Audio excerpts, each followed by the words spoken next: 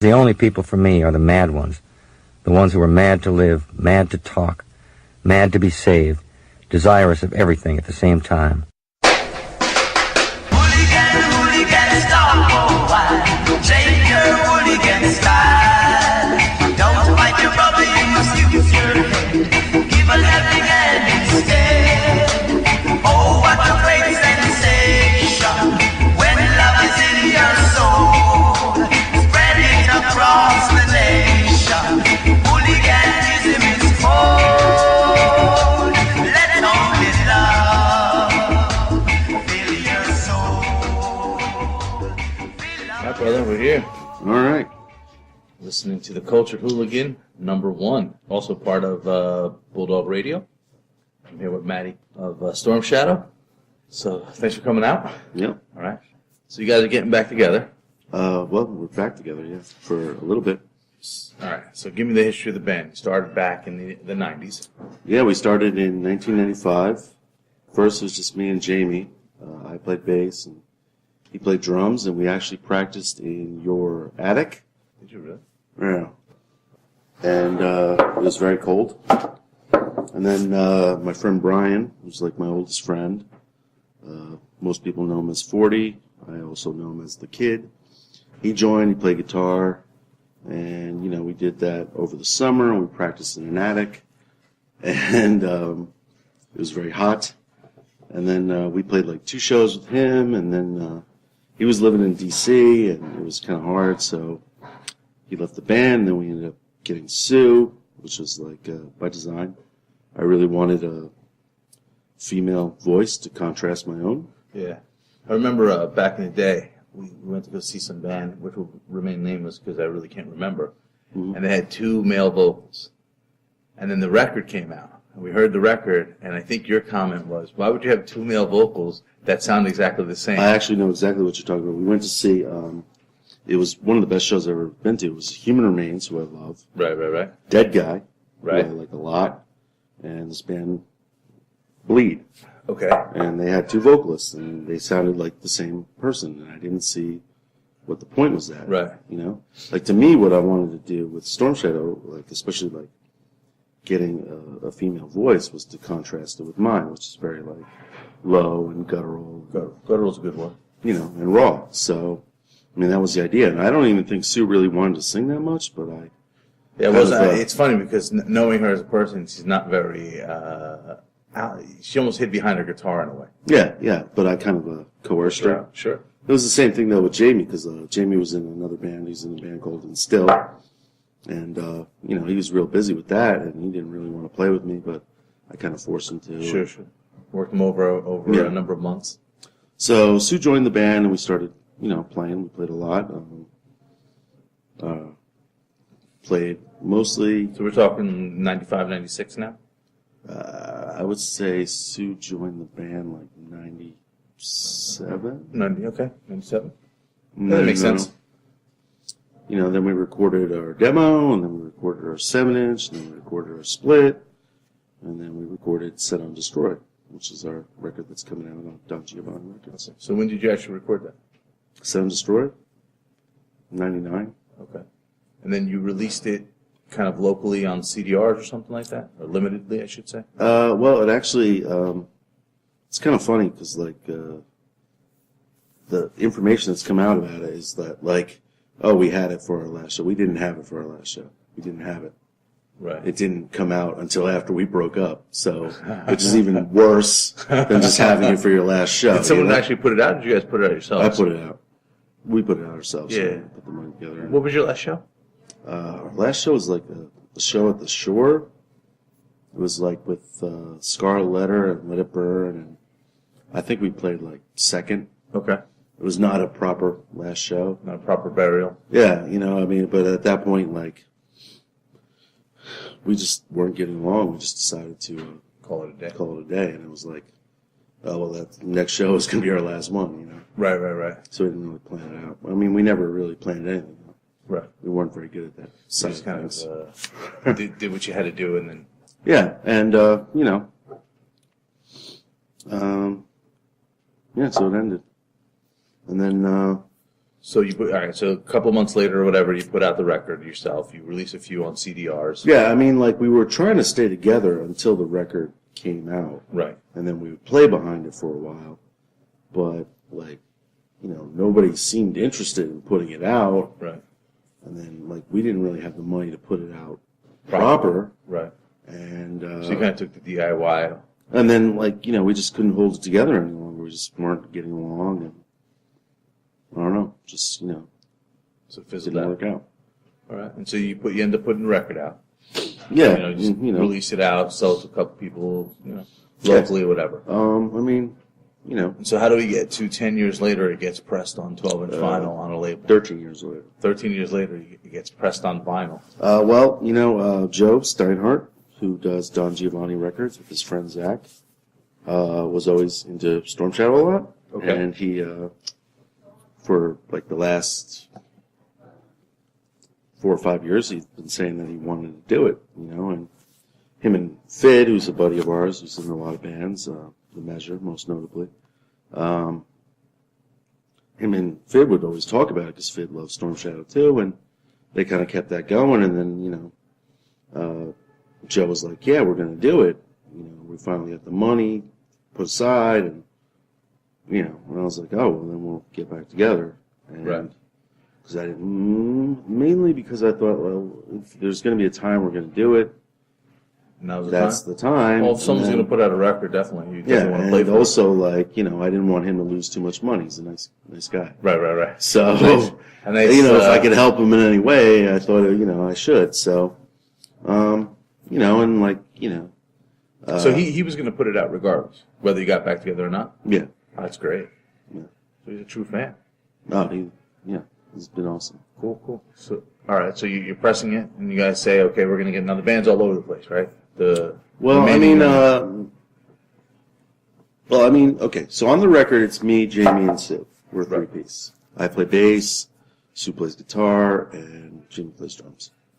Now, the lineup we're doing now is me just singing, Sue on guitar, Jimmy on drums, and Zach on guitar, second guitar. Zach at one point played bass for us when I was having like pins and needles in my fingers. Sure. And then after Zach, Pedro played bass for us till the end. I didn't even know Pedro's he playing played bass. Oh, he's playing bass now for you Yeah. guys? So, you That's know, a it's lot of duties to put on him. Does he play bass regularly? no. Interesting. But he played bass when the band... He played bass for like the last year of the band. So. Okay. I mean, like, he didn't play on the record, but he was already playing with us Okay. live at that point. So, I mean, and like I said, I mean, all those people are like incredible musicians. So, Sure. You know, it's really great. But, you know, it's been hard to like relearning those songs because like some of the Stormshadows, like we always did like different things. Like some of our songs are kind of like regular songs, you know, Right. kind of, you know, regular verse, chorus, bridge, but most of them aren't. Yeah, I would say that they're usually... Yeah, I really... Look, this is the first time I've listened to the record in probably 13 years or 10 years or whatever. Yeah. In a long time. And I listened to it, and it's funny how, like, the time... Because I was there, dude. I used to scream along, you know, Social Forever, Greaser Never. Loved it, right? Yeah. And to see it now... it's Greaser almost forever social. I But yeah, fucked go up on, what I go on. said. I'm You don't want to be a I'm a social. sellout. You don't want to be a social. I'm a sellout. Okay, Social go now. So I'm just so people know we're at a bar and imbibed on a Sunday morning or afternoon. So, which is going to be perfect for the earlier portion of the show that they're listening to because I was drunk on red wine. But nonetheless, you know, so I used to sing along. I liked it. It's almost like I knew it was deeper than I could kind of fathom at the time musically. You guys were always like really frenetic, very like it was 2 minutes of music with about 1,000 changes, and 1,000 parts, and it was very musical. And you know, looking back, you know, now as you know, as time has evolved and musically my tastes have evolved, and I came from punk rock, hardcore, street punk, and I kind of got stymied there for a little bit, and then got in the last few years really got into jazz and everything. It's funny because I can appreciate it more even now. Mm-hmm. Back in the day, I was like, oh, it's great, and you guys are great musicians, and you're probably one of the best bassists I know, hands down. So that's why I think it's a lot of pressure on Pedro to live up to it. Well, it's he definitely, I think, has the hardest job. You know? Right. Because because you don't play bass regularly. I mean, you're all over the place. It's very. Well, it makes sense to me, but I don't think it makes sense to anybody else. No, but it's a lot of parts, and it's a lot of you can't play with a pick. He plays with the pick. He plays with a pick? Yeah. Good luck with him. I never played with the pick because, That's not how you played. well, also I just never wanted to carry shit around with a pick. Right. But also because, like, my dad plays guitar. He's played guitar for, like, 50 years. And my dad was always like, oh, real bass players don't use a pick. So you're like, all right, I guess I'm not playing with a pick, Dad.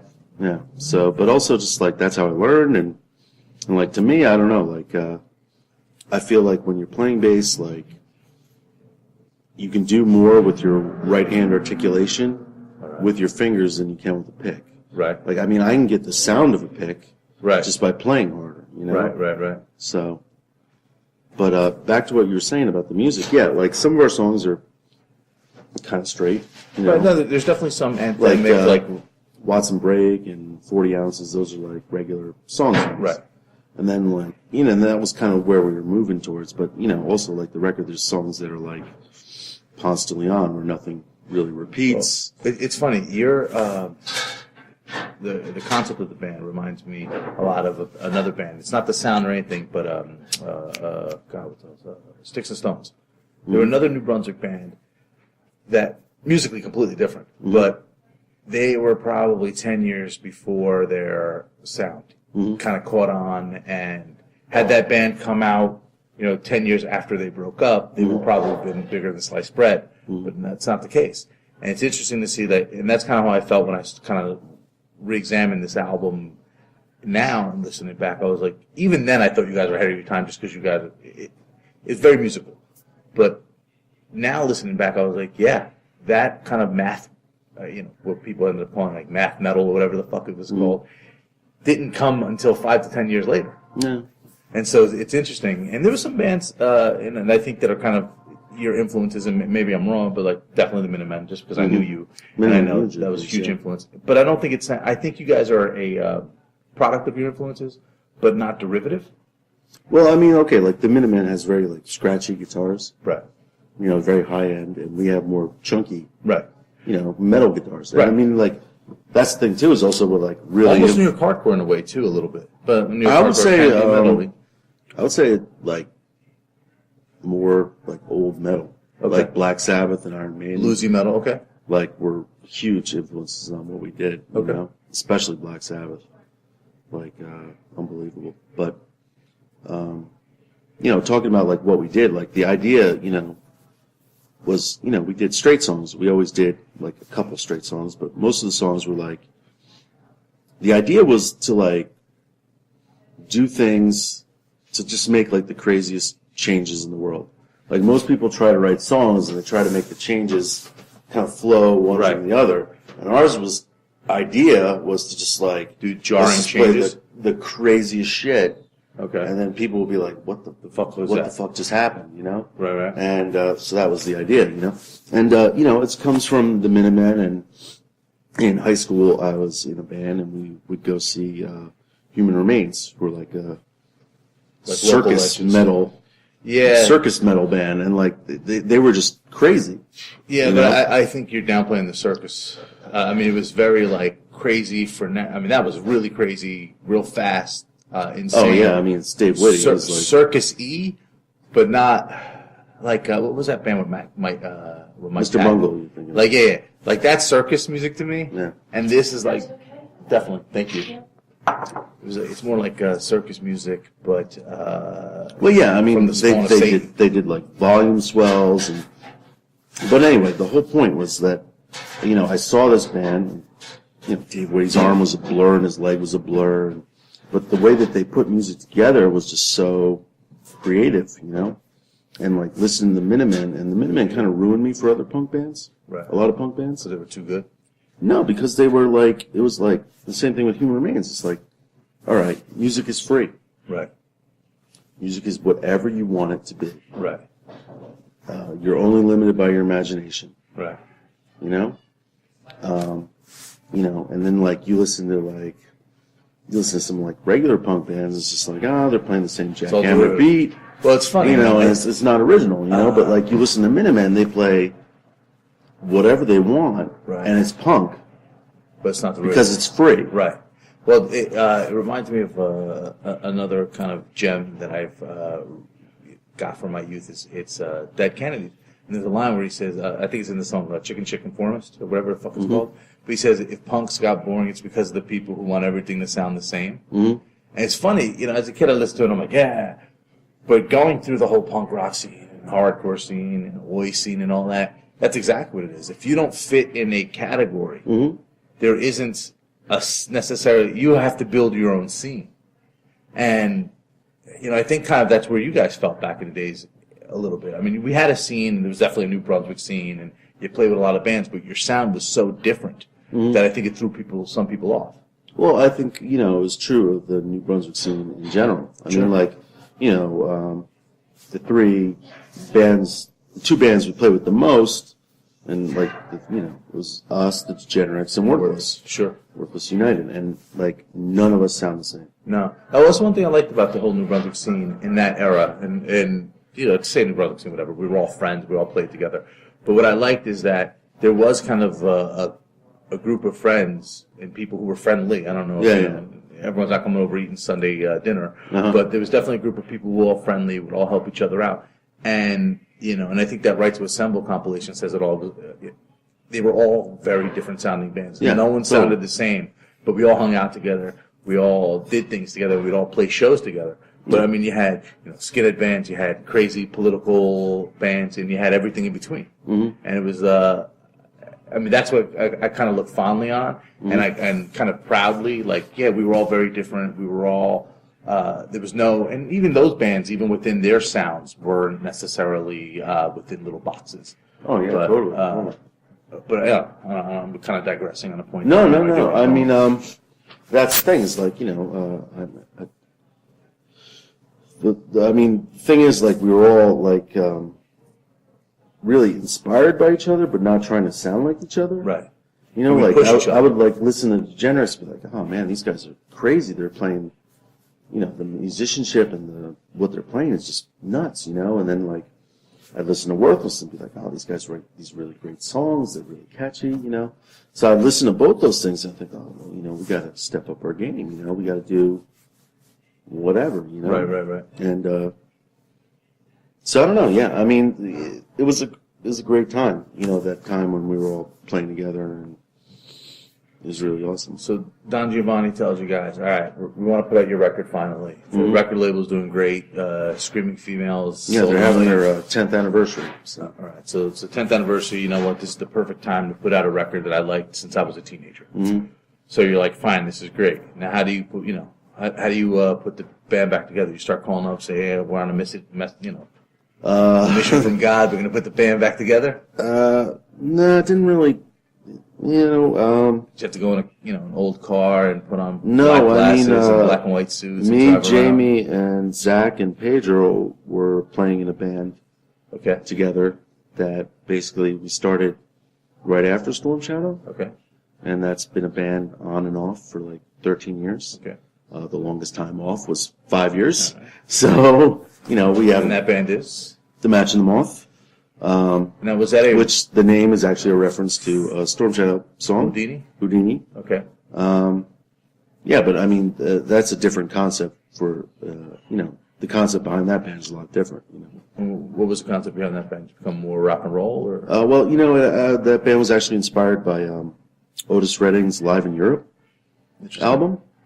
I heard that record and I was like, oh wow, this is I've always been into other music besides punk. Sure. Always. Sure. But I heard that record and I thought, oh shit, this is a soul record, but it's played with such energy that it's like a punk record.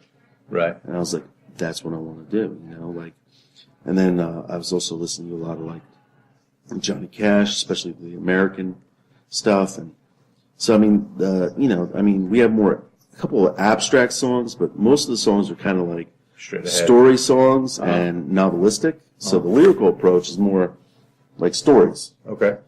Characters. Okay. And it's about people. Right.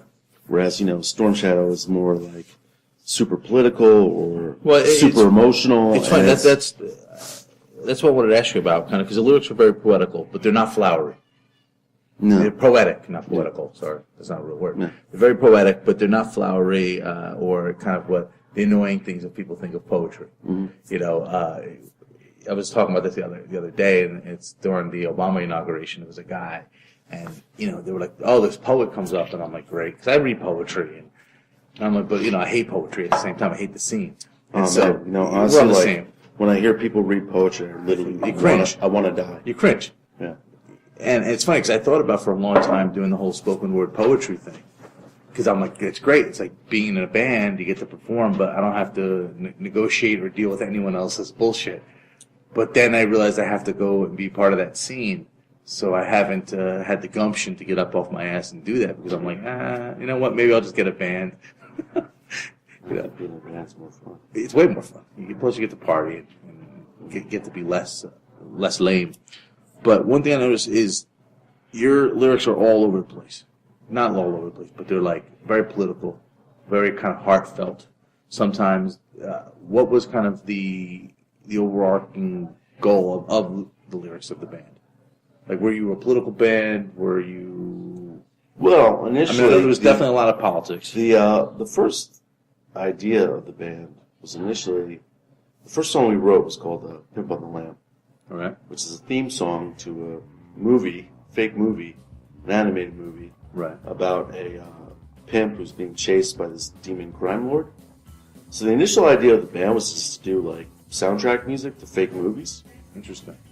and then I never do that. I kind of abandoned that really quick. I realized I wanted to write about things that I cared about.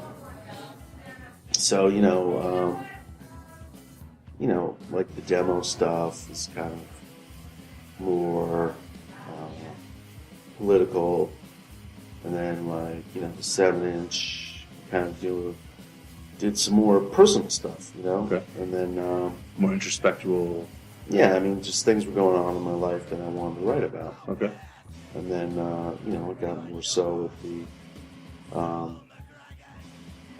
split, which we did, it became more, some political and a lot of, some emotional. And then Okay. the last record we did, was probably like Which would be half- Set on Destroy. Set on Destroy is like half and half, Now, very rarely do you get to fucking, sometimes you read a band, you don't really get to ask them. So do you mind if we go through some of the songs and I can ask you, what is this song about? You Sure. wrote that? Just one quick thing, though. I don't want to No, talk no, about the go match ahead. real quick. Is that so? The idea Match of was the Moth. Yeah, the match of the Moth is the idea was to do like more like soul, folk, rock and roll, straight songs. The idea was to kind of make them so simple that we could always play them when we're really fucked up, Okay. and but they're not as simple as we thought. Right. But so yeah, it's like a totally different approach, and like with Stormshadow, a lot of times like I would come in with parts or riffs or whatever. With the Match of the Moth, we all write them together. Okay. And because we don't get together very often, we don't have many songs. Right. But yeah, okay. So lyrics, let's do it. All right. So, Catch You on the Flip Side. Mm-hmm. Love song? Yeah, it's actually about a girl I dated in college. Okay. But it's just about the whole like,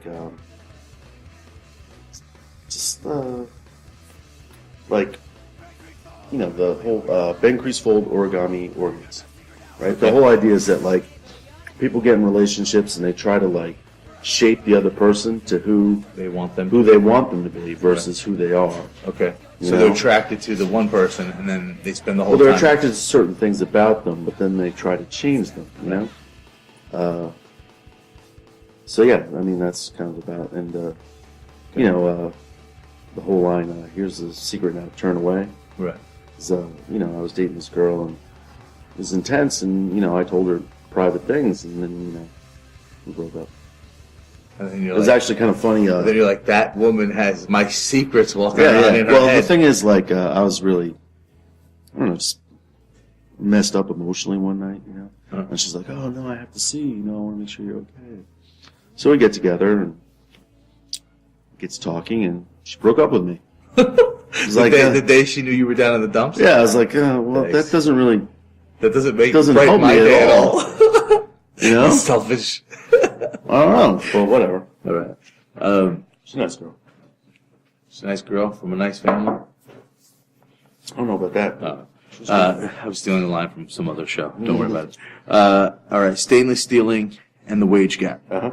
Just want to say it's got the best use of the word exponentially in a song ever, dude. How the fuck did you ever think about putting that line, which I'm going to read the line. It's the wealth of a percentile rises exponentially while real wages fall for working families. Yeah. How the hell did you think about putting that into a goddamn song? Because I write shit, and sometimes I'm like, okay, there's no way I'm going to get the phraseology of this ever. Yeah. And it worked. You know what's actually kind of funny is that I finished writing those words the day before we recorded it. So you didn't have time to figure out how to kind of do the vocal melody. No, I actually did it in the first take.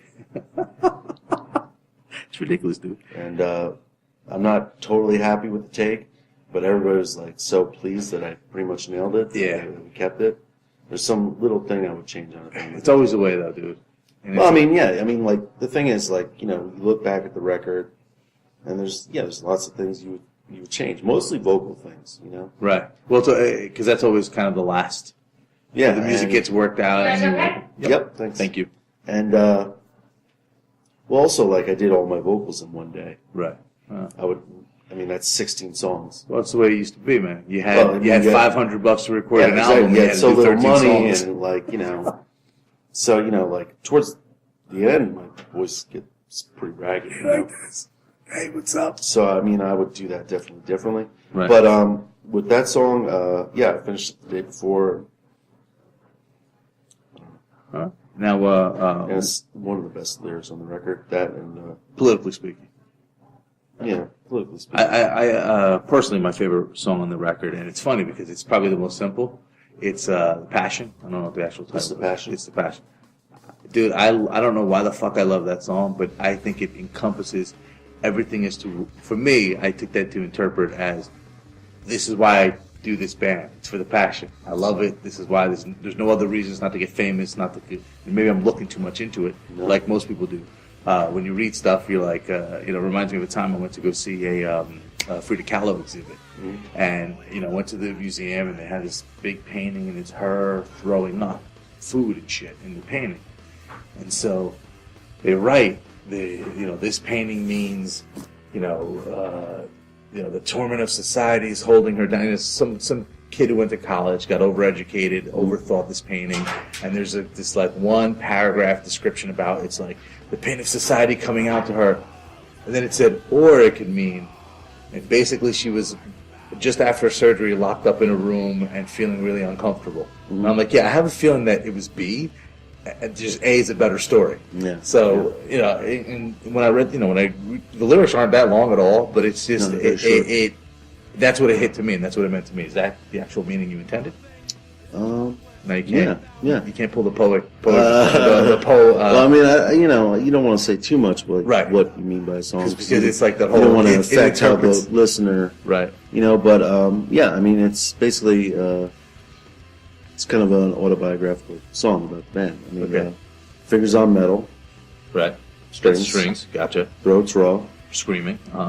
hearts pounding. What we Let it do go. when we go. Right. Let That's it go. it. You know? So I mean, but that's an old song, real old. Okay. We wrote that, and it was on our 7-inch, much slower version. Okay. It's funny how things like get faster and faster as you do. Yeah. But I mean, we played that every show we played after we wrote it. Everyone. It's a great song. It's there's definitely songs out there with quote unquote better lyrics or whatever, deeper or whatever. But I fucking love the song. I don't think so. And this sweet baby, sweet black baby Jesus, best line ever. All right, I got a war in the gulf between us. Mm-hmm. Now, 13 years later, is it freak you out that it's still relative today? And that pretty much, like, you read the song and you go, yeah, that could have been written 2 days ago. And that's the one thing I really hit me about this album, because I listened to a lot of the stuff that we all did back in those days, and some of it's very dated. Yeah. And I listened to that, dude. I fucking re-loved this album. I listened to it nonstop for the last week, and not just because we're doing this interview. Because I could have listened to it, like, yeah, it was good, dude. But I fell in love with it again, and it could have been recorded yesterday. Doesn't and that was the one thing about the music of it. It's not a time and a place, which has its own things to it. But this could have been recorded yesterday. Could have been recorded 10 years ago. Could have been recorded 40 years ago.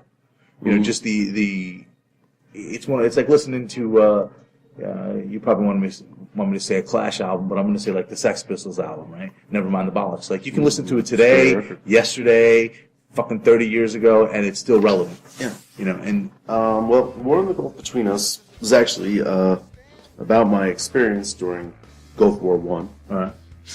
Not the sequel, but I was in high school. The one we quote unquote lost. Yeah, I was in high school, and I just remember, it was before I was like very political, but I just remember thinking like, this is insane. We were like, I think we were 14 or 15 at the time. Yeah, and we were both, me and Matty are the same. And I age. remember this girl. Her name's Christine. She's like, everybody's wearing like yellow ribbons. She's like, "Where's your yellow ribbon?" I was like, "Yeah, I'm not wearing one." Yeah, tie a yellow ribbon, man. Support the troops.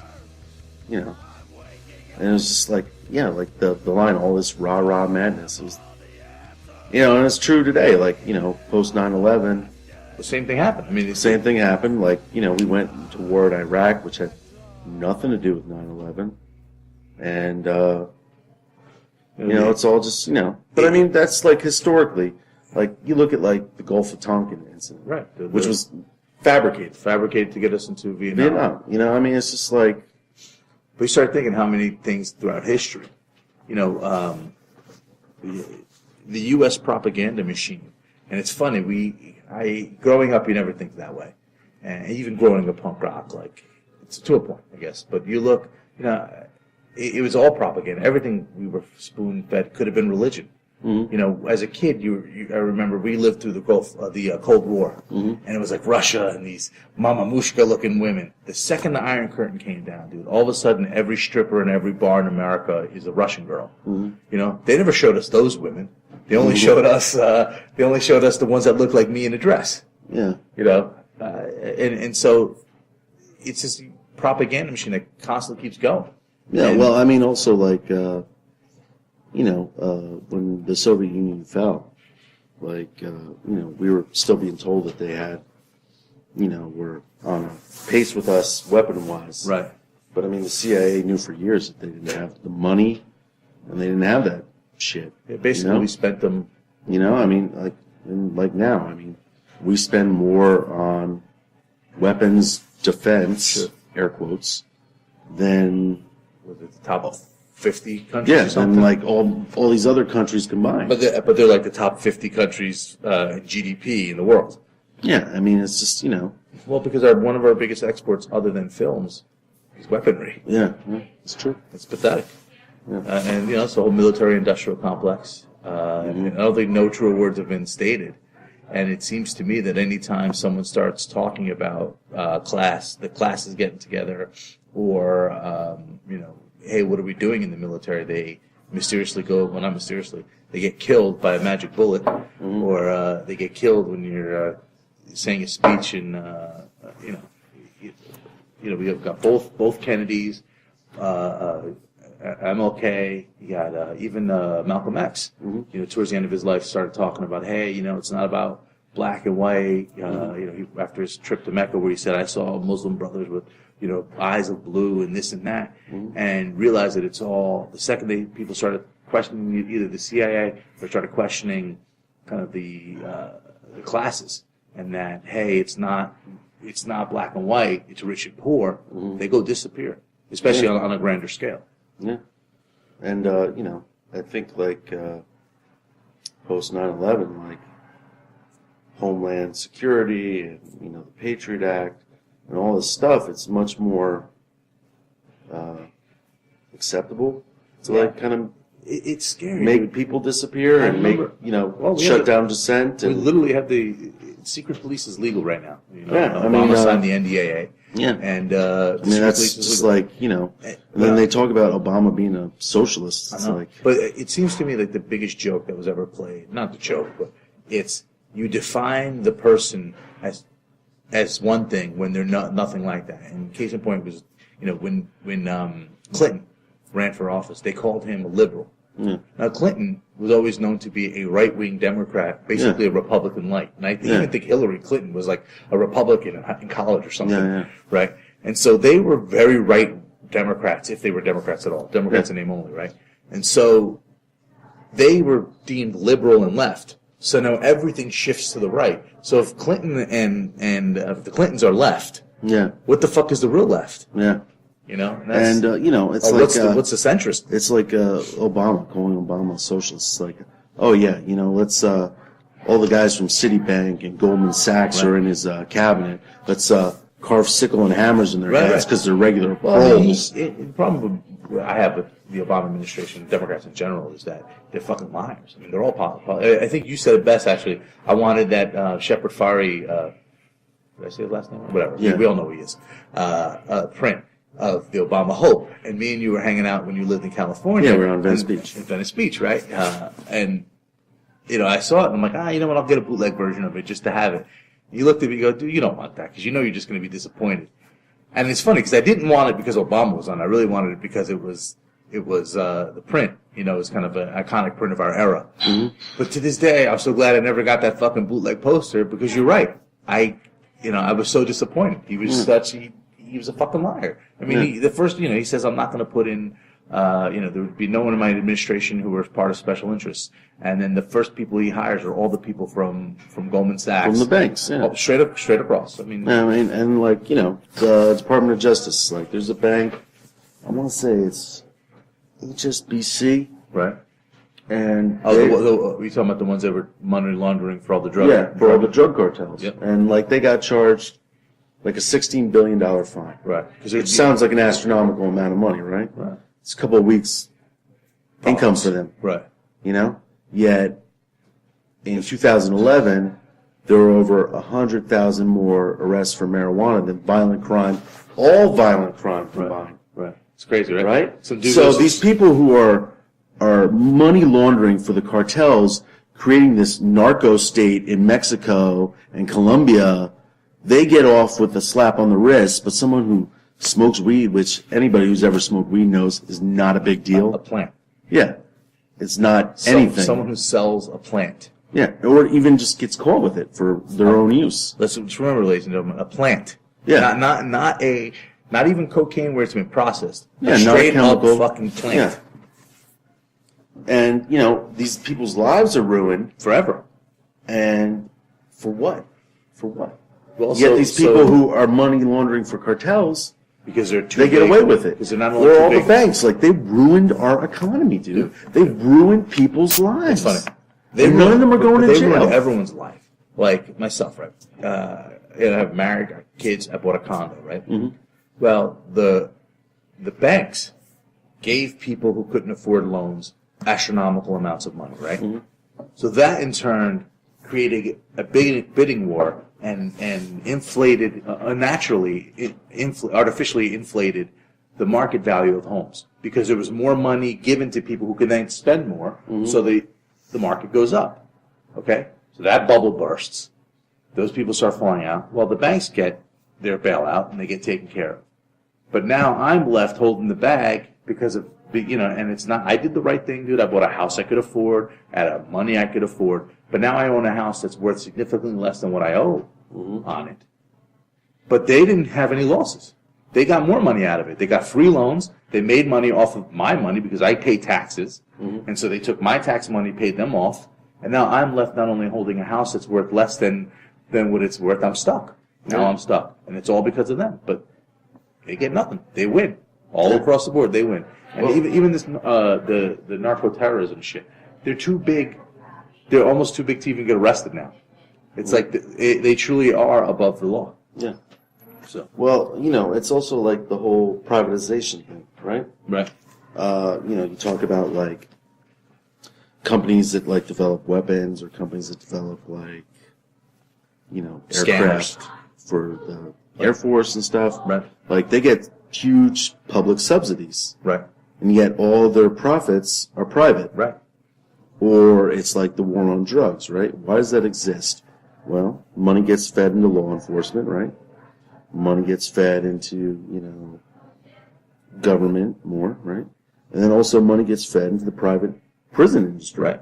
Which then pays and lobbies to keep certain laws Yeah. on the books. Exactly. So and then, like, what happens is that those prisons, right? I mean, they're run for profit. They're not run in maybe a humanitarian way. correct. And then also People are treated like cattle. And also, like, they take the inmates and they farm them out Right. to companies to work really cheap Right. for, like, Pennies on the dollar. pennies on the dollar. And it's not- it's modern slavery. It's not dude. even. It's completely slavery. At least it's serfdom. If it's not slavery, and Matter of degrees, right? But then you go to the next level, which then in turn lowers the rate for a job and takes jobs for regular. Like, I'm a Working regular people, yeah. person, and I'm like, hey, there's a job out there cleaning garbage off the side of the road. Oh, hey, that doesn't have to be a good-paying union job or even just be a job at all. We'll give that to the prisoners who are paying 10 cents an hour. Well, what's also funny is that, post 9/11, no one was supposed to say anything critical of America. We're all supposed to be First great- off, you said that wrong. It's a miracle. Right. We're all supposed to be, patriots, whatever. But what about corporate patriotism? What about these corporations that ship jobs off to other countries? Right. Like, where's their responsibility to America? There is none. And that was my whole, you think about things such as, like they say McDonald's. And they're like, oh, McDonald's. And that's not even an offensive company, but it's offensive. But that brand, it goes around the world and they're like, oh, it's an American corporation. I'm like, that's not an American corporation. Very few multinational corporations Yeah. who have no heart in America. They don't give a fuck if their main headquarters are here, are in Paris, are in fucking Zimbabwe. They're just going to go wherever the money's. Well, the way it kind of works is that they're almost above the law. Yeah, anywhere. Of any nation. Right. They're not bound by the borders, No, it's easily I mean, shift if operations elsewhere. Propaganda has a song that was like, the title's like, if you thought nation states were a bad idea. Right. What about, like, corporate states, Which exist. Which exist, So, I don't know. So how do we fight the system? Well, that's exactly it, though. In America, part of the problem is, like, government is so huge, right? Right. So powerful with military, police, all this stuff, Sure. bureaucracy that you can't even, like, really understand, and laws that are Byzantine, you can't understand them, and corporations are so powerful with their money and their ability to lobby and have these politicians in their pocket. So you say to yourself, like, and I think that most people in America feel this way, is that they're like, well, what can I do? Right. There's nothing I can do. Right. They're powerless. Right. And, it's funny, like, when a lot of these right-wing people were talking about secession, Right. I was like, go ahead. You know what? I would like a country that's New Jersey and New York City. Right. Right? Because, a lot of these... we say that, except that New York City, as we know it, is really a corporate mecca. Sure, And sure. it's But, full I mean, of I wouldn't want to have to cross the border to go to New York City. But, no passport, please. But you know what I mean? Like, and then people talk about, like, the whole red state versus blue state and, like, cities versus rural areas. Right. Well, the cities are the real tax base, right? Right. They're the ones creating the money. All the money comes from And that. then, but we're all held back by these people who live in the sticks. The sticks or, whatever. Right. I guess I'm Yeah, coloring and it who up. have these, like, attitudes that don't align with what we want. But yet, they think that government's too big and that, but we're the ones paying for everything. What I like is the red states who hate welfare are also the biggest recipients of tax dollars that don't come from their area. All the blue states basically subsidize all the red states. Yeah. And, I always thought it was funny that, what's her name, Palin, she would always talk about this is the real America, the real America. And why is the real America where less people live? Like if we're not a democracy, we're a republic, but and the job of the democracy is almost to protect the rights of the minority. But the truth is, it seems like the minority is running the shit. The people who are living in less populated areas for some reason have a bigger say than where the majority of the people are. And it's funny, like people talk about welfare, and they're talking about people who the amount of money spent on welfare is insignificant. Right, it's like 0.01% or something crazy. But they make it this huge issue, and they talk about these poor people who are just getting by, Right. But then they never talk about, they're not mad about corporate welfare. Right. Which these huge money-making machines who get all this money. And it doesn't have to be these Our machines. money? But it doesn't have to be machines. It's like the Yankees get a stadium built with tax dollars. Yeah. I mean, it's not even, we can see even smaller. It's not these, crazy multinational corporations like Monsanto who gets all these subsidies for corn growth. And, everyone's like, oh, it's for the corn farmer. And they think it's like, Ma and Pa Smith growing corn. And it's really some factory farm. Yeah. And Ma and Pa Smith's family got, absorbed by that factory farm years ago. Yeah. Well, it's funny, talking about corporate welfare, the first line of stainless stealing in the wage gap is first of the month for those on corporate welfare. Right. Yeah. Like that whole, what was that song? Bone Thugs and Harmony. Right. It's the first of the month. Get up, wake up. It's the first of the month. But, I mean, so. Yeah. All right, let's move on. That was good. I like that. Well, what the hell is Houdini about? I tried to figure it out, right? And you said Houdini. Mm-hmm. So I looked it up. I'm not finding the correlation. I've actually read it as like a piece of poetry to try and break it down. All right, so I get the match the moth. I sort of get that. You want to explain it, or do you want to let it be a? Well, let's explain it somewhat. All right. All right. Houdini is this, a famous escape artist. Sure. Right? And his name is not really Harry Houdini. Right. I don't remember what it is. It's a Jewish name. Right. But he was this great escape artist, and everybody was amazed by what he did. But he kind of hated himself in a lot of ways, Because he felt he was a fraud? No, he just, I don't know, just down on himself, didn't think he was good enough. And, it's funny, he was always trying to disprove mediums. Okay. Because, he lost his mother, and he was devastated by that. And he felt like these mediums were, taking advantage of people who had these losses, Right. But by the same token, he was always kind of hoping that he could Talk to his mom. Right. So, the song's called Houdini. The parallel behind that is it's more an autobiographical song about my life, and, things I was going through at the time, and the line "I am the match, I am the moth." It was just kind of the idea that you can be drawn to things that are almost the source of your own destruction. Right.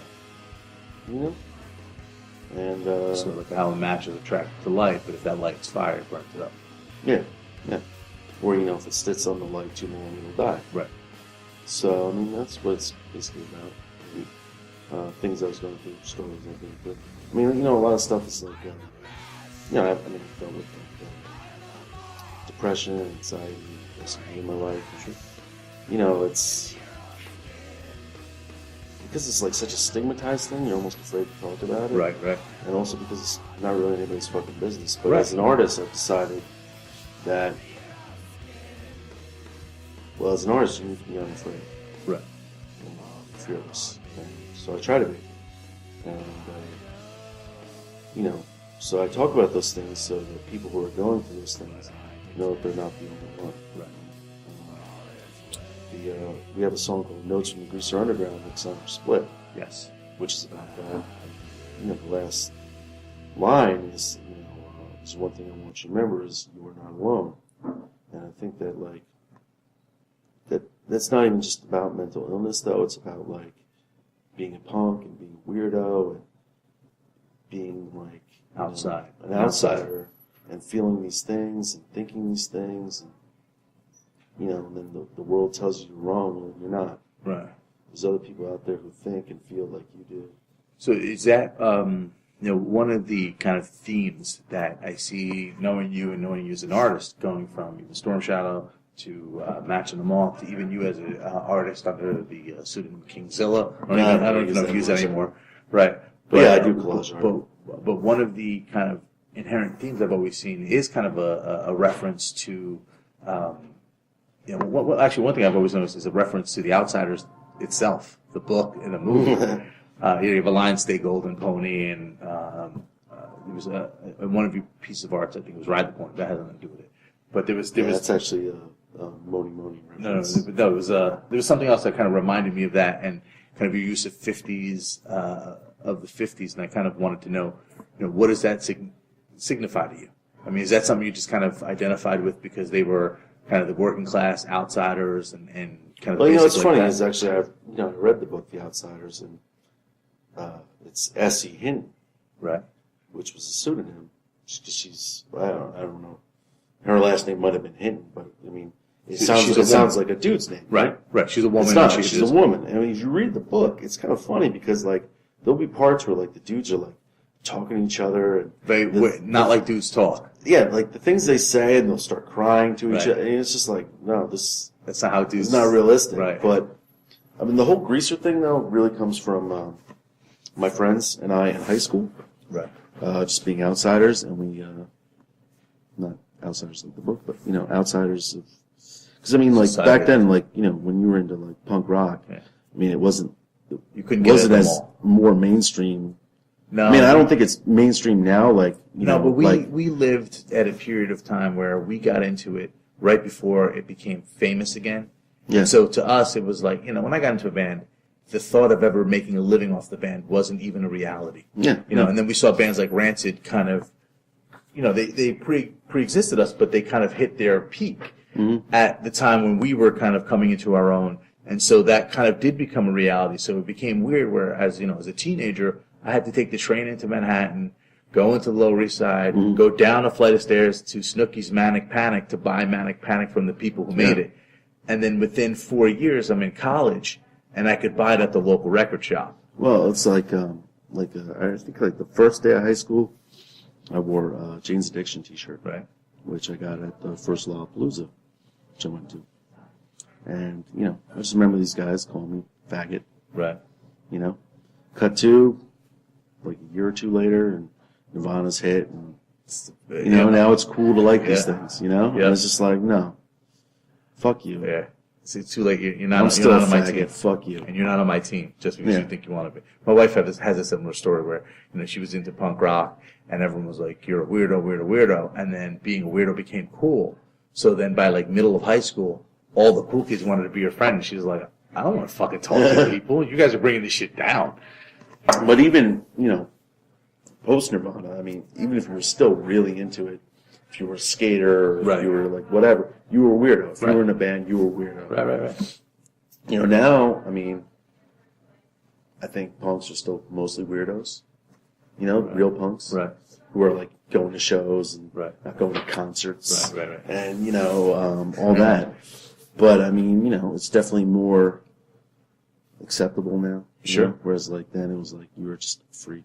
Right, you were a freak and get away. And it was like, you didn't have that, it's going to be okay campaign. Yeah. And the thing is, too, like, also, like, there was a lot less girls into it. Oh, like, females into it. Definitely Sausage Factory. And like, not to sound crass, but it was all dudes. It was more lonely. Yeah. And it's funny because like when we had Sue join the band, I mean, her being a guitar player and being good, and I mean, it's very uncommon. Like there wasn't a lot of that then. Still not a lot of that now. It's a lot more now, and I think that's incredible. Yeah. Because I think it's just stupid, this whole idea that, like, women can't do what men can. I mean, it's like, what? That's so dumb. Right. It's like the dumbest. Like, we're all individuals. I hate when people do, like, men are from Mars, women are from Venus, black people can dance, white people can't, and all. It's so stupid. Every person is an individual made up of stardust from when the universe blasted apart. Right. We're all, like, your mom met your dad, right? And your grandparents met each other. And all this, all back through history. And my mom met my dad, and my grandparents met each other, and my dad's, parents met each other, and my grandfather lived through World War II when he was on a ship that was sunk by a Japanese, like, kamikaze sub. All these things happened. Right. And then I exist. Right. That to me is, like, amazing. And then we're all individuals, and, like, the idea that, like, you can, like, put people into a box, like, girls shouldn't be into rock and roll, or, and then, like, I remember, like, people always being like, so, you're really good for a girl. For a girl. Like, fuck you, dude. Fuck that for a girl part. Fuck you. Right. She's good. Period. Right. I remember we played the casino skate park, and there was this older sound guy, and he was like such a condescending dick to her. Right. I literally almost took my bass and I was going to fucking smash it over his head. Right. I was so mad, But I have a problem with rage. I'm a rageaholic. But whatever. I mean, so that's the thing. Is like now you see it more and more, and it's less of a big deal. It's more just like, oh yeah, okay, she's in the band. Right. And that's awesome. And I want to see more and more of that. I think everybody who loves music should pick up an instrument or start singing and get in a band. That said, don't fucking play out until you're good. There's too many bands out there. No, I mean, I'm just kidding. No, a lot of people, like, they're so excited to do it. Right. You gotta wait till you're Well, good. the barrier entry. You gotta wait till you find what you're doing. The barrier of entry, though, is so smaller now. Even just to record. Yeah, there's think definitely about like what's out there now. To like even a when we democratization of Right. recording. That said, don't fucking play until you're good. Right. Because you're wasting your time and you're wasting everyone else's time. And the thing is, people are going to take that impression of you, And hold it the against first impression of you, and they're not going to listen later. So, But at the take same your time. do it. Yeah. Oh, And everybody don't be wants scared to that be. you suck. Everybody who wants to be in a band should be in a band. And you're always going to suck at the beginning. Oh yeah. So, yeah, man. I guess we've been talking for about an hour, so I guess we should wrap it up. What? Yeah, man. It's like Let's keep going. We can keep going all night. But I'm running out of questions now. I'm running out. So, we got plenty of are you time. guys looking to get back together? Full time or even part time? Is this going to be like a one and done? Kind of like a. Can't talk much about it, Okay. but we might do a couple more things. But as for a long haul, just depending on unless some other things happen. But for right now, no, the plan isn't. Not even. So if other things happen. get your ass to the music hall in Yeah. Williamsburg on the 9th, or pick up. I the mean, record. it's just it's been really difficult because Pedro lives in Brooklyn, so it's expensive for him to get down to the shore, sure. and Sue lives in Baltimore. So that's like a 4.5-hour drive. Sure. So that's been really brutal on her. And just. And what about the your other project, Max and the Moth? Is that still happening? Well, because so many of us, On this both almost bands? all of us are in Stormshadow Right. too, and we've been focusing on that. We haven't really been doing it. Okay. The idea, the hope, is to go back and do probably a very short 12-inch. Okay. And I've laid it out. It looks awesome, art-wise, and and then have that come out and play behind it for a little bit, and probably that'll end too, and then I'll probably just do another. Now, are you still doing your artwork? Oh yeah. Yeah. Got any new pieces working out? No, I haven't been doing much. Okay. That's the thing about me as an artist. And As artiste. as a I think you said it lyricist, too. wrong. Poet. I think you And said as it a wrong. lyricist, so I'm not very productive. Okay. I'm not very prolific. All right. So So it's like quality with the over lyrics, quantity. how you said, like a lot of lyrics are really short. Mhm. It's because I really hone them down. Right. Like I try to make it. Yeah, I don't think it's funny because I don't think it's a bad thing. You know, I remember years ago reading something someone said about poetry, and it's not.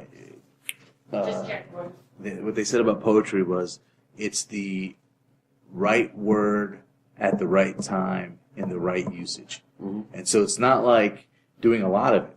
It's just honing it down and crafting it so, and that's when it's done. You know, Yeah, like to me, I want to say things in the most succinct, clear, which is kind of funny because you know you said talk about Houdini and you're like it doesn't make any sense. No, but that's where you get poetic and you kind of get you need that. Like you have some straight ahead songs, and then, you know I didn't mention them because I actually did mention one, the Iraq War one, War in the Gulf Between Us, right? I mean, you read that, you get it, but then there's other ones you read and you can get the subtext. And then, but Houdini was one I read, and I go, I get the Match and the Moth thing, and I could pick up certain things, but I couldn't get the whole feel of everything. And then the name Houdini threw me off. Yeah. Then I'm thinking, all right, is he doing something biographical about Houdini? But the lyrics didn't kind of fit that. Yeah. So, but I liked it because I liked going on that journey to try and break it down. It's funny, Watson Break, which is about evolution, which is something I really care about. Yeah, let me tell you something about Watson Break, because I read those lyrics and I go, what the fuck? So I look up what Watson Break is, right? I'm thinking, was this some kind of experiment or something, or you know, where? And it's funny, when I first read it, I read it as like these people thinking that they're better than other people in a way. And so I read about Watson Break, and it was like this place in Louisiana where they found these mounds that are interconnected, and it's kind of like the one of the earliest, if not the earliest, settlement and building of mankind in North American region. I think dates back to, I want to say, 5,000 Well, that's the thing, is BC. it's not actually a settlement. Right, because they were hunter-gatherers. Yeah, that's the whole idea, is that these, like, nomadic people, you know, we have this idea that, like, civilization is on this path, you know, towards whatever we're going towards, right? Right. But the truth is, you know, like, we have this picture of, like, nomadic people being primitive, you know? Right. But the truth is that, you know, they were more complicated than we knew. Right. Or this whole idea, like, of Native Americans. And that, like, you know, oh, well, we came, we did something with the country. Right. Well, the truth is there were millions of Native Americans before Columbus. Right. They were decimated by the disease. Sure. And the murder. And the murder. Not just yeah, disease. I mean, it's funny, everyone throws like they give them the smallpox blanket. Yeah, I don't think they were intentionally going, hey, you know what, these are disease blankets, lay with them, get sick. And they may have. I don't know if they can, but, like, biological warfare right now. We have Columbus Day, and Columbus was the governor of Hispaniola, which is Haiti and the Dominican Republic. Right. And literally, like, he killed thousands and thousands of slaves, ran them into the ground to death. Right. You know, so we celebrate that person. I think Columbus Day really is a celebration for Italians, even though he wasn't. I don't think he, according to the History Channel, I don't think he was really Italian in the end. I think he was Spanish. I mean, we should call it genocide there. Anyway, but yeah, Watson Break. So, like, but the song is about evolution. The idea of, So the bridge is the most important part, I think. Right. There is no straight line, but a billion grains of sand. There is no value in chance, only circumstance. Right. We are not the chosen one. We are just an aspect. We are not the end result, but part of the process. That's the thing. It's like people think man is the end of evolution. Right. That man is the peak of evolution. It's not true at all. It's just something that happened. Evolution goes in a million different ways. People are like, I can't accept that we're descended from apes. We're not descended from apes. You know, chimpanzees were something that developed. Right. Man is something that developed. Right. Homo erectus, Neanderthals, you know? It's not like the first human was born of, like, Neanderthal family. Yeah, right. And then, like, hey, Dad, I'll see you later. And then turn around and was like, who the fuck are these people? I gotta get out of here, you know? I mean, all these things happen, you know? And then the idea that, like, we're the masters of this planet, you know? And that, like, it's our dominion, you know? Right. So, I mean, I think those are actually are we top of the food chain? Because of our mines and weapons? I'm just throwing that out there. I don't know. So yeah, I mean, I think that's like one of the best lyrics on the record. Right. I actually wrote that. I think I finished the day we recorded it. Interesting. Again. You know, But, this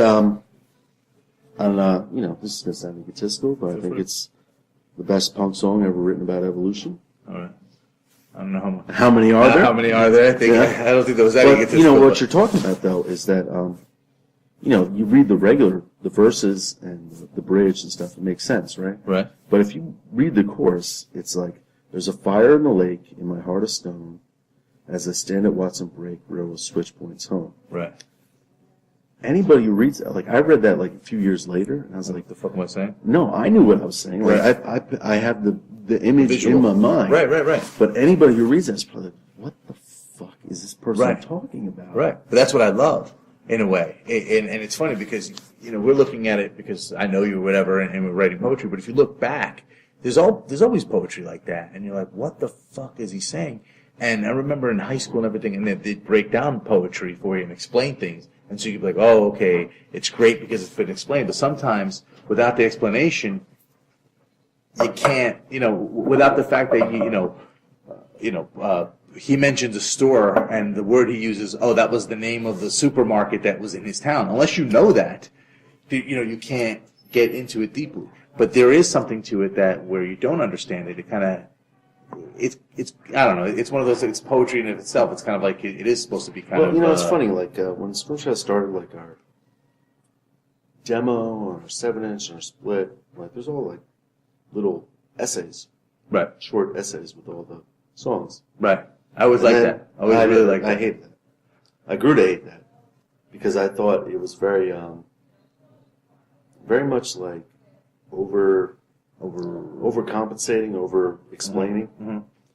It's like it's a very young man thing. Like, I got to get out all my ideas, and everybody's got to. And you got to understand them, right? Whereas, like now, like before we did Set and Destroy, I had a 180 on it, and I was just like, I want these songs to exist, and I want people to take from them what they want, right, and what they get from them, and it's the same thing with my art. Like, I don't title any of my collages.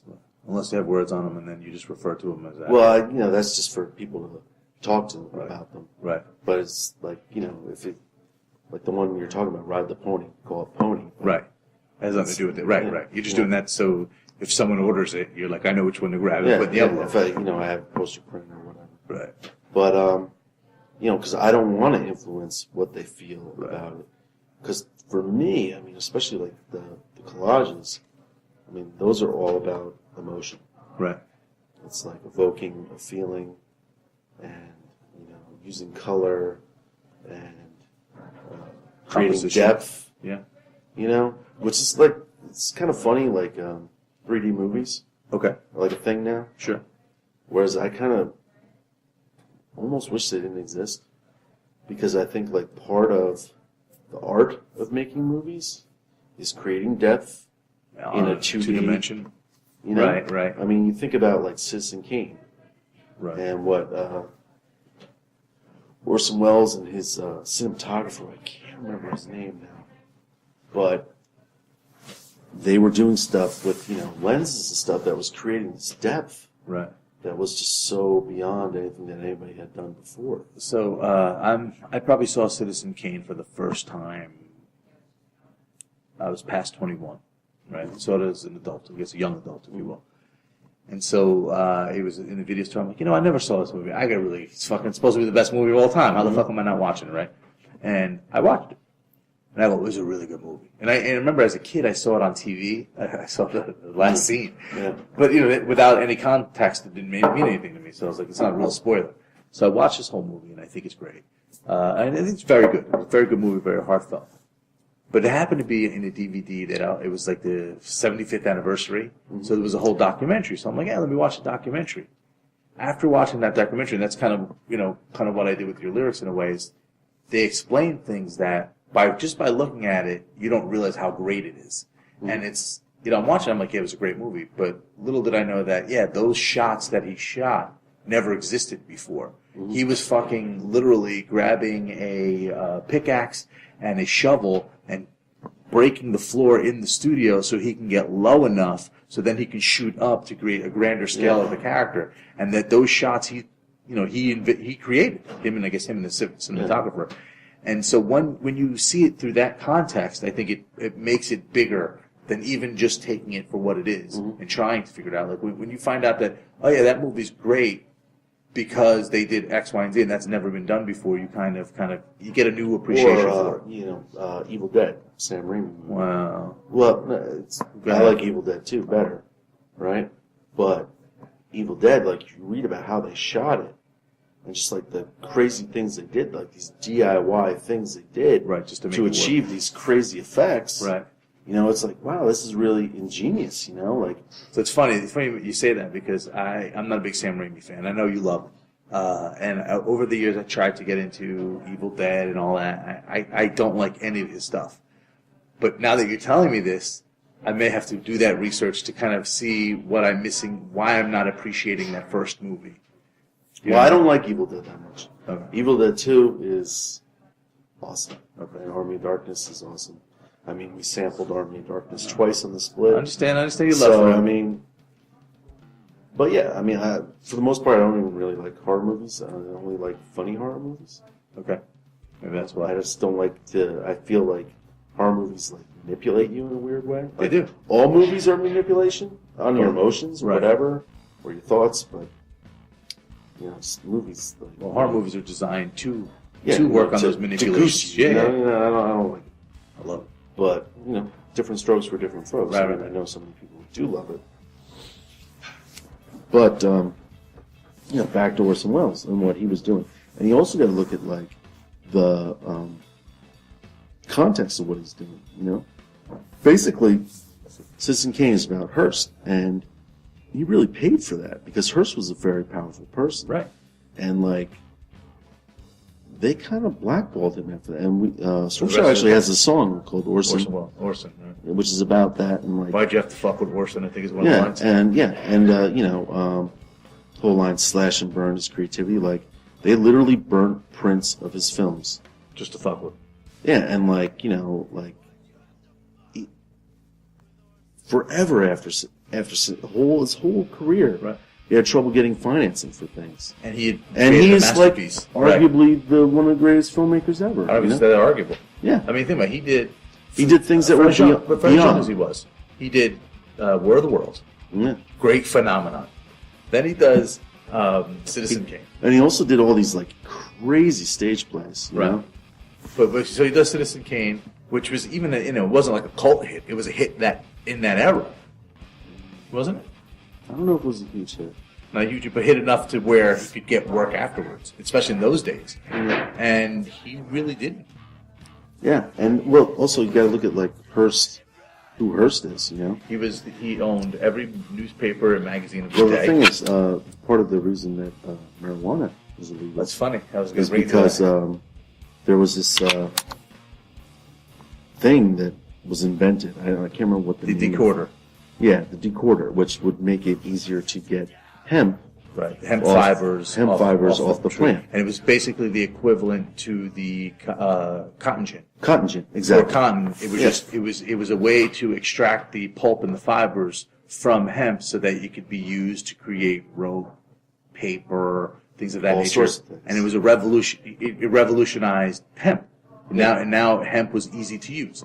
Hemp is also it's a weed, quote unquote, because it is a weed. It grows like a weed, like bamboo. Yeah. And so it's sustainable, easily grown, much stronger than cotton, and much stronger than cotton paper and pulp paper, Yeah. tree pulp. And Hearst, you know, he owned all these papers, Well, and he also newspapers, he owned magazines, and what else did he own? owned paper mills. Oh, well. And owned he would means have, of production. and he would have had to spend millions of dollars, not even millions. I think it's like Well. actually like $1 million to you know But wasn't even that. to change over Right. to hemp. But he didn't have to change over. I think the biggest issue for him, it was almost a like a competition. military. Right. It was like, oh crap, there's But this also, new industry that's like, going to yeah, come in. So basically, he started with his papers saying like, you know, blacks and Mexicans are smoking marijuana, and they're raping white women. They're going crazy. The whole reefer madness. Yeah, and then it became illegal. Right. And now It was made illegal, and right. And so he was publishing this in all his newspapers and all his magazines, and pushing politicians right. to ban this. Paying people off. Yeah, and the thing is, like, I don't even think these politicians understood is that if hemp was kept legal, it could have been this huge boom to the United States economy. Right. Like, we could have used it for things that we now use plastic for, Right. and it would have been so much better for our planet, Right. and better for And years ahead. better for farmers, and better for American manufacturing. Well, I mean, and all even these like things. back in the old days, flags, the ropes on the boats, the masts of the boats, they were all made from hemp, and he helped make marijuana illegal. And it was in that hysteria where he kind of just slipped in the bill, kind of like they do today, where, it's like, hey, this is a bill about clean water, and by the way, we're going to make... Or the, Hurricane Sandy bill, where they we're going to fix the roof of the Smithsonian right. and pay $1 million for DEA vehicles. Right. It's like, what? But and that's what they did. They kind of slipped in that hemp, the hemp tree would also be illegal. I mean, I'm not sure of the whole correlation between hemp and marijuana. I know that they're similar plants. Well, the thing is, like, marijuana isn't even, like, really marijuana accurate term. No, they named it marijuana so they could pay it to Mexicans to rape white women. Yeah, it was actually some other Mexican thing. Right. It's cannabis, Right. But, yeah. So, I mean, yeah. So, Orson Welles, basically fucked with one of the most... With the most. one of the most, powerful people in the country, and he paid for it, Yeah. Which, takes us back to, like, the whole idea of, like, what can you do? Right. What can you do? Yeah. Fight the system. Well, All right, Matty. Where can they see you? Where can they find you? Stormshadow has a Twitter page. All right. Facebook page. Would it look up Tumblr. Stormshadow? What is it, Stormshadow _NJ or something like that? Twitter is Stormshadow_NJ. We have a Facebook page. Do you have like a website where they can find everything? No, I don't. What's the point? Does your Facebook account list everything? Yeah. All your other stuff? Yeah, we got a Tumblr, we got a Vimeo, even though we don't have any videos. YouTube, Is it all flyers with music playing behind band it? page, Bandcamp, SoundCloud, and the Match and the Moth is all the same. Okay. Same website. Twitter, it's at the Match the Moth. And what about the show in Brooklyn? It's at Music Hall of Williamsburg with Screaming Females and Black Wine and Shell Shag and Home Blitz. I'm really excited to play with Black Wine. They're a great band. Screaming Females are great too. I don't know the other bands that well. But it's at Music Hall of Williamsburg. You can get tickets on the Music Hall of Williamsburg page. All right. They're not that expensive. It's February 9th. The show starts at doors are at 7. Okay. And we play 9:30. Okay, great. And I think everybody should come. And where can they find your art? My art. Hit you up on Twitter through one of these other ways, and you'll Yeah, figure it no, out. I'll send it to you. Anything else you want to share with the Plug. world? If you're interested in seeing us and you want to see us, try to come to The 9th. these things And, that we're doing. And the Because 12-inch, when does the 12-inch get released? on the 9th at the show, At the you can show. get it from us. We will be giving away our split 12-inch and our 7-inch. Giving away? Yeah, if you buy our new 12-inch, Wow. Set on Destroy, Wow. you get our split 12-inch and our 7-inch while supplies last. Well, while supplies last. Get it now, folks. All right, thanks, buddy. All right, thanks, dude. Take care, man.